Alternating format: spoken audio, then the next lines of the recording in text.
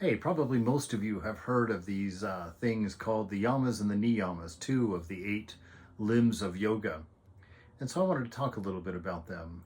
You know, in what we're in our spiritual life, we're trying to be able to focus our mind, focus our body onto a single point, so that we can study and see the truth, see the depth of something, be able to discern the very subtle minutiae of the mind and the interior world. And so the yamas and niyamas, those are kind of the ethical living ideals. The first five, the yamas, kind of dictate your outer harmony, your relationship with the world around you. And then the niyamas really are how to dictate that same inner peace or inner harmony within you. And this allows for a stable mind, which is very important because, as it is, most of us can't hold our mind still for a moment. It's like a toddler up there. It's running from whatever sensation to whatever idea to whatever memory to whatever form of entertainment it can find. And to try and hold it is extremely difficult. And you're going to need to be able to hold it, to look at some of the very deep things within yourself, to be able to hold on to some very stringent ideals at very key times in your practice. And so the five yamas, the things that dictate your outer world, is ahimsa or nonviolence, right? Just not practicing violence, just doing away with it.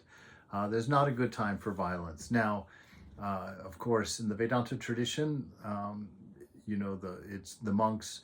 There's never a good reason for violence. Monks are never to be violent. There's never a good excuse for it. For householders, for people who are not monastics, not taking that path, there is a role for violence, actually, for standing up for what is right, for protecting goodness, for protecting your family, these things that you're responsible for. But they're always on the defensive side, never on the offensive side. So this practice of nonviolence is important in your community. The practice of truthfulness. We talk about that truthfulness quite often being that inner alignment between your thoughts, your words, and your deeds. And a commitment to not lying, to not distorting reality, but speaking truthfully, which brings in ideas of humility, about being who you are and being straightforward about your faults and your weaknesses so that you're not different people for different people.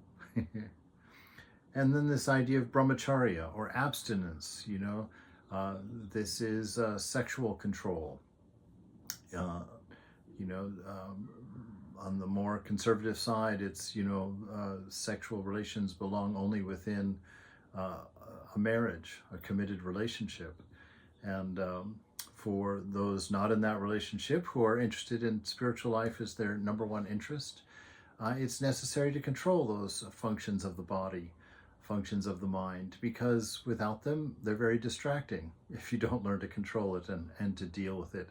If you're just a slave to it any time that energy arises within you, that you can't say no, or you can't channel that energy into something else, you're stuck, as it were.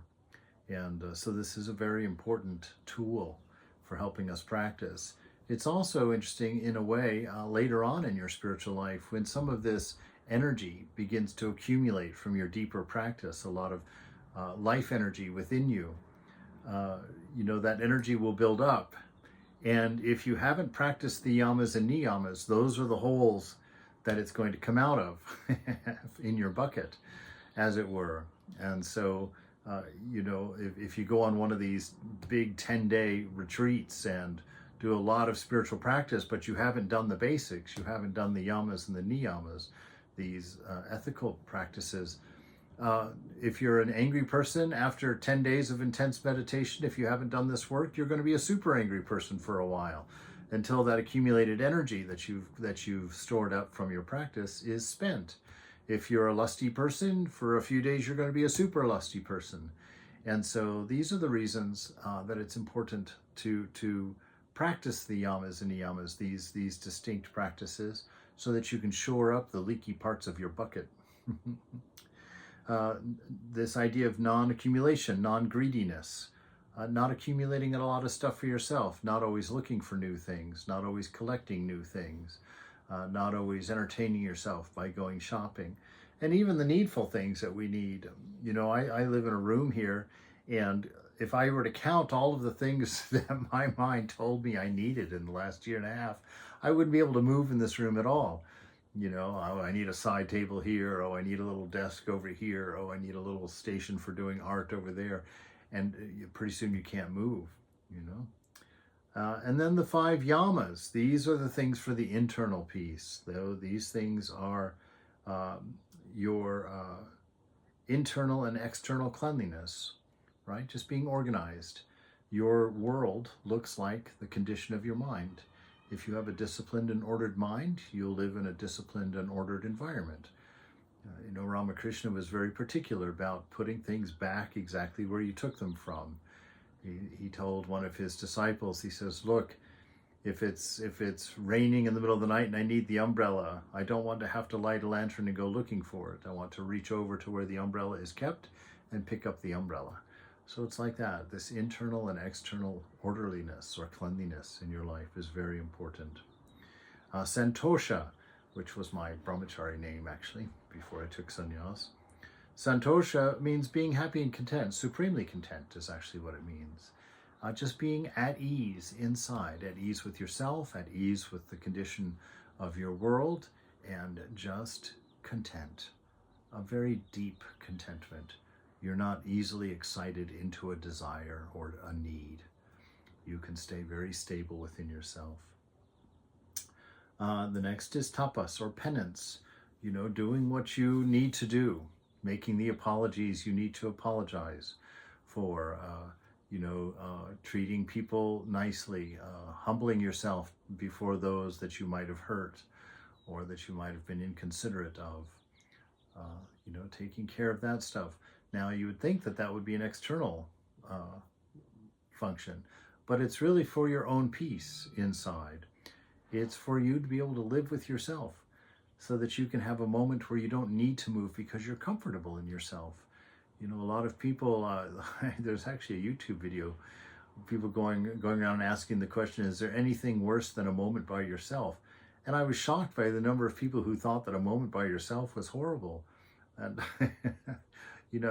the practice of these yamas and niyamas will help you create a world inside yourself that isn't horrible, that doesn't need to be escaped from, that you don't need to be distracted from, that you can actually spend an evening with not really any plans and maybe not much to do and not be troubled by it, actually be at peace with that.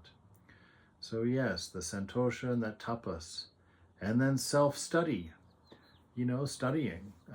Studying scriptures, studying philosophies, studying the lives of saints, people who have walked this path successfully and who have touched these beautiful points of life, that you can study them to get the ideas, so that you can understand where to put the furniture of your mind, where to search out your internal world and to make sense of it and to find out what in there is you and what in there isn't you, so that you can find that space of comfort where you can sit in that presence of the divine reality, right?